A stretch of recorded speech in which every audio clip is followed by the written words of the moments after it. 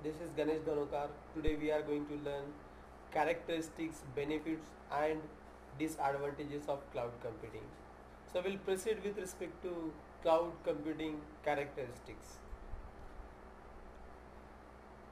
Now we are well aware that in previous clips we have gone through different models, that is service models, which we have seen are like IaaS, PaaS and SaaS.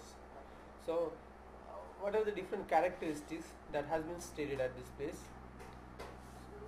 As we are well aware, that is, this cloud computing is a concept which has been based on different concepts. So the first characteristic has been stated at this place in the same fashion. It is not the new one, it is on the existing technologies. It has enhanced the existing technologies, which has make a picture as in a cloud computing. So cloud computing builds on many older concepts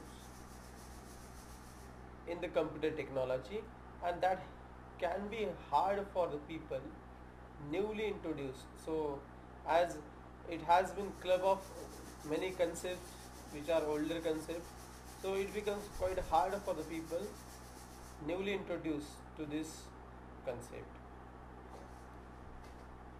Then the second point which has been stated here is that when we are saying that we need to have the cloud computing, it means what exactly we are doing. We have two actors. One actor among them is customer and another actor is cloud service provider. So the task of your cloud service provider is to provide the service, and the task of our consumer is to acquire the service. So the same thing has been stated here as a point number second, that is when you choose a cloud service provider. Again, why it has been said that we need to choose cloud service provider, because in market it is not the case that only single candidate or the single company is going to provide the cloud service. So we need to choose cloud service provider as per our requirement, the one who is going to fulfill our requirement. We have done, you are rendering or leasing a part of enormous infrastructure. It means what we are doing, we are taking the infrastructure on, you must say, rent indirectly for our purpose. It is like instead of having our own car, we can hire a car on rent for some travel. In some fashion, here we can have instead of our own infrastructure, we can have the infrastructure of the cloud service provider and we can work out on it. So what exactly this infrastructure contains? It contains data centers, computers, storage and networking capacity. All these things are there. So definitely, as this cloud service provider is going to provide all those stuffs, data centers, computer storage, networking capacity and etc. So definitely they must have spent some amount of money. Like an example, when we need to buy a car, definitely it will cost huge, but if you want to have the car on rent, it will cost less. Now in the same fashion here, as the cloud service provider need to maintain their infrastructure, so it requires millions of dollars. The third point which has been stated here in the same fashion here is, that is, many of these data centers are multi-million of dollars investment by the companies that run on them. It means the companies who is providing cloud services, they need to spend millions of dollars in maintaining the infrastructure, in creating the infrastructure. So as they are spending a lot of money, definitely they are expecting, because it is a business, so definitely they are expecting that amount which they have spent should get reimbursed to us them in some aspect. So that's why when some customer need to have the service of cloud, in that case they charge minimal, so that they will have this service to n number of customer, and from the n number of customer they will be able to reimburse the amount which they have spent on it. So this is the fourth most point which is stated here. That's to give you the same sense of scale. It has been estimated that the state of the art of microphone fabrication facility can cost anywhere from 2 billion to 5.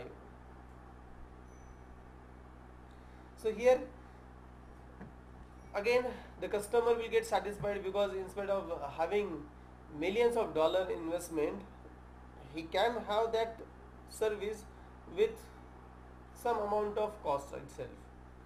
So in this way both customer and cloud service provider will get benefited by this cloud concept. So when we are saying with respect to the data center, what characteristics should be there of your data centers, that has been stated inside this next slide.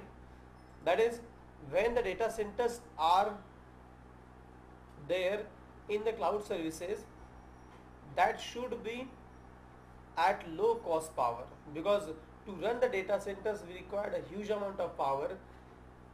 So the location which is to be chosen by the cloud service provider is such a place where there will be a low cost power. Then second characteristic here is, that is, leverage renewable power resource. Here there should be n number of different power resources through which the data centers can be run. Then third characteristics here is, that is, be near abundant water. Definitely to run these data centers we need to have the requirement of water, and for the same we should have abundant water at the plant where we are having these data centers. Then be sited where high speed network backbone connected. This is the most important. Why? Because the customers, the n number of customers are going to connect to our cloud services, and if we don't have high speed network with us, definitely they will lag in connection and they will lose their interest in using the service which is going to be provided by us. So definitely what should have be the characteristic, that there should be high speed network backbone. Then next characteristic which has been stated here, that is, keep land cost modest and occupation unobtrusive. So we can have this data centers not at such a place where there is cost of land is more. We can choose any place where there is less cost. Then next one is obtain tax breaks. So definitely when we are running any data center, the government is going to put out a charges in terms of a tax. So we should think of on the same, and we should have tax breaks as much as less. Then optimize the overall system latency. So the latency which will be provided, it should be optimized one. So these are the characteristics of your cloud. Now we'll move towards the next, that is benefits. So benefits of cloud computing. So there are 5 benefits which has been mentioned at this place, and first one among them is on-demand self-service. So why the name or the point itself speak about it, on-demand self-service? It means the cloud service which we are going to provide will be on demand. It will be as per the desire of the customer. If it is as per the desire of customer, only in that case customer will be able to use it, or you may say will show an interest to use it. So that's why it should be an on-demand service. Then second benefit is that is broad network access. So as we are well aware that to access these cloud services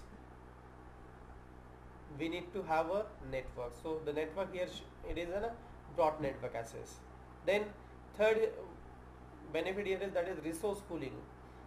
definitely when we are using cloud services, it means what we are trying to do, we are virtually trying to pool all the resources at the customer end, but what exactly is happening, the resources are at some else place and we are trying to pool it. Then rapid elasticity is one more benefit. So in this rapid elasticity, we need to have our cloud service in such a fashion so that you should be able to scale up or scale down as per the requirement. And last but not the least is the measured service. It is a measured service. Why? Because uh, as per the customers requirement, we are going to charge them.